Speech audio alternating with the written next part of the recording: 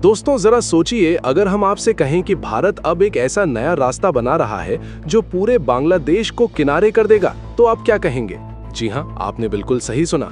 भारत अब अपने पूर्वोत्तर राज्यों को जोड़ने के लिए एक ऐसा नया मार्ग तैयार कर रहा है जो न सिर्फ यात्रा को बेहद आसान बना देगा, बल्कि देश की सुरक्षा और कनेक्टिविटी को भी पहले से कई गुना मजबूत करेगा। आज हम बात करने वाले हैं शिलोंग सिलचर हाईवे और Kaladan multi modal transit transport project की। ये दोनों प्रोजेक्ट भारत के पूर्वोत्तर हिस्से को देश के मुख्य भूभाग से जोड़ने की दिशा में ऐतिहासिक कदम है। इनका असर केवल यात्रा या व्यापार तक सीमित नहीं रहेगा, बल्कि भारत की सामरिक स्थिति को भी एक नई ऊंचाई देगा।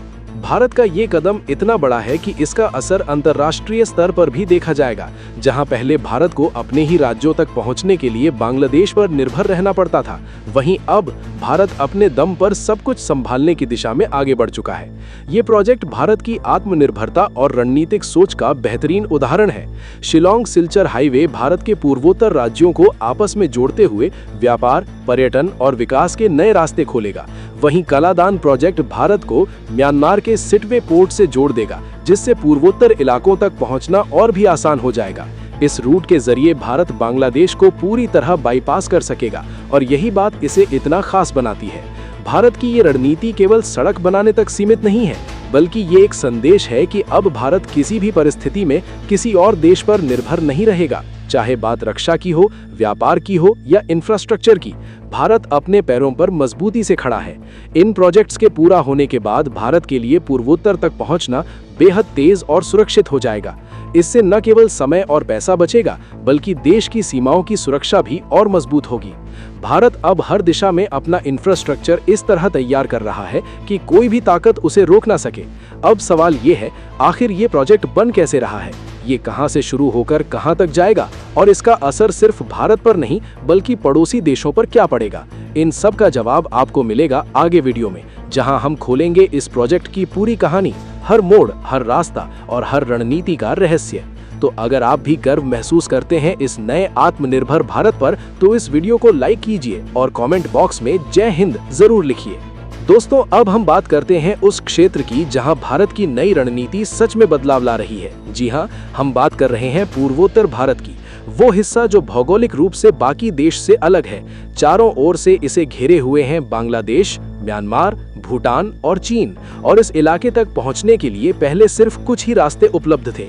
सबसे अहम रास्ता है सिलीगुड़ी कॉरिडोर, जिसे लोग प्यार से चिकन नेक भी कहते हैं। ये केवल 22 किलोमीटर लंबा संकरा रास्ता है, लेकिन इसके महत्व को कम नहीं आंक सकते। इस संकरी पट्टी पर भारत की सुरक्षा और पूर्वोत्तर से कनेक्टिविटी दोनों निर्भर है। अगर ये मार्ग किसी कारण बंद हो जाए तो पूरे पूर्वोत्तर का संपर्क कट सकता है, और यही समस्या थी। कई सालों तक इस कॉरिडोर पर निर्भर रहना भारत के लिए चुनौती बनता रहा। फिर आई बारी बांग्लादेश की, जिसे कभी दोस्त माना गया, उसने भारत के पूर्वोत्तर को लैंडलॉक कहकर बयान दे दिया। सोचिए, अगर एक राष्ट्र का हिस्सा दूसरे देश की नीति पर निर्भर हो तो ये कितनी बड़ी कमजोरी बन सकती है। इसी समस्या का समाधान करने के लिए भारत ने कदम उठाया। पहला कदम है शिलोंग सिलचर हाईवे, जो 166.8 किलोमीटर लंबा और 4 लेन वाला होगा। ये मेघालय के शिलोंग को असम के सिलचर से जोड़ेगा। इस हाईवे का महत्व केवल सड़क बनाने तक सीमित नहीं है। ये परियोजना बांग्लादेश पर निर्भरता कम करने के साथ सिलीगुड़ी कॉरिडोर पर दबाव भी घटाएगी। इस हाईवे के बनने के बाद यात्रा का समय 8.5 घंटे से घटकर सिर्फ 5 घंटे रह जाएगा।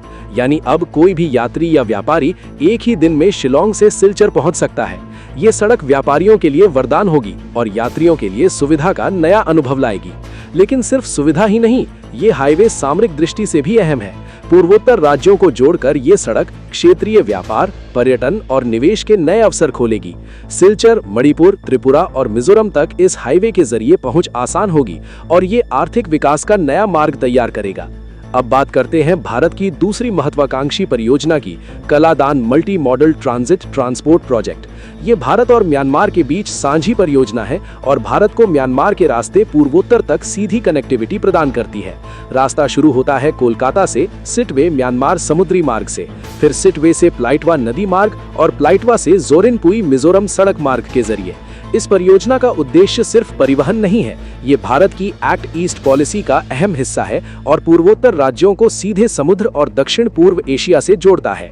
दोस्तों, आप सोच रहे होंगे कि सड़कें और बंदरगाह केवल सामान पहुंचाने के लिए हैं, लेकिन असल में ये प्रोजेक्ट पूर्वोत्तर में पूरी तरह नई आर्थिक क्रांति का रास्ता खोल रहा है। सोचिए, इस हाईवे और मल्टी मॉडल मार्ग से न केवल बड़े व्यापारी बल्कि स्थानीय छोटे उद्योग और हस्तशिल्पकार भी सीधे अंतर्राष्ट्रीय बाजार से जुड़ पाएंगे। पहले जहां मिजोरम, मणिपुर या त्रिपुरा के छोटे व्यापारी अपने उत्पाद बेचने के लिए दिन भर की यात्रा पर निकलते थे, अब वही सामान सीधे सिटवे पोर्ट और कोलकाता के बड़े बाजारों तक पहुंच जाएगा। इतना ही नहीं, इस प्रोजेक्ट के साथ स्मार्ट लॉजिस्टिक्स हब्स और डिजिटल गूगल मैप जैसी लाइव ट्रैकिंग सुविधाएं भी तैयार की जा रही हैं। मतलब अब कोई व्यापारी ये नहीं सोचता रहेगा कि उसका माल कहां फंसा है या कब पहुंचेगा, सब कुछ रियल टाइम में ट्रैक होगा।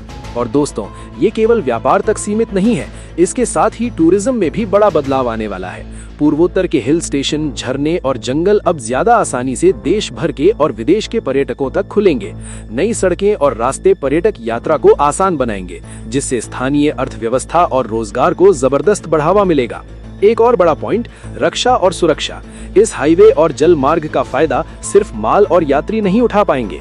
भारतीय सुरक्षा बलों के लिए ये प्रोजेक्ट स्ट्रेटेजिक ऑपरेशन और त्वरित प्रतिक्रिया का मार्ग भी देगा। मतलब अगर कभी सीमा पर कोई स्थिति उत्पन्न होती है तो सेना और आपातकालीन सेवाएं तुरंत पहुंच सकती हैं। और सुनिए, इस प्रोजेक्ट के साथ नवीनतम स्मार्ट ब्रिज और टनलिंग टेक्नोलॉजी का इस्तेमाल किया जा रहा है। ये टेक्नोलॉजी भारी बारिश, भूस्खलन और बाढ़ जैसी प्राकृतिक चुनौतियों से भी सड़क और रास्तों को सुरक्षित रखेगी। अब एक छोटा मजेदार लेकिन जबरदस्त तथ्य, पूर्वोत्तर में इस प्रोजेक्ट के चलते अब स्थानीय स्कूल और कॉलेज भी डिजिटल कनेक्टिविटी से जुड़ेंगे। मतलब छात्रों को नई जानकारी, ऑनलाइन कोर्स और इंटरनेशनल एक्सपोजर मिलेगा। बच्चों का ज्ञान और करियर पहले से कहीं ज्यादा मजबूत होगा। तो दोस्तों, ये सिर्फ सड़क या बंदरगाह नहीं है, ये पूर्वोत्तर भारत में आर्थिक सुरक्षा, शिक्षा और पर्यटन की पूरी पैकेजिंग है। यही वजह है कि इसे कहते हैं पूर्वोत्तर का सुपर हाईवे और स्ट्रेटेजिक गेटवे। और सबसे मजेदार बात, इस पूरे प्रोजेक्ट से स्थानीय महिलाओं और युवाओं को रोजगार के नए अवसर मिलेंगे।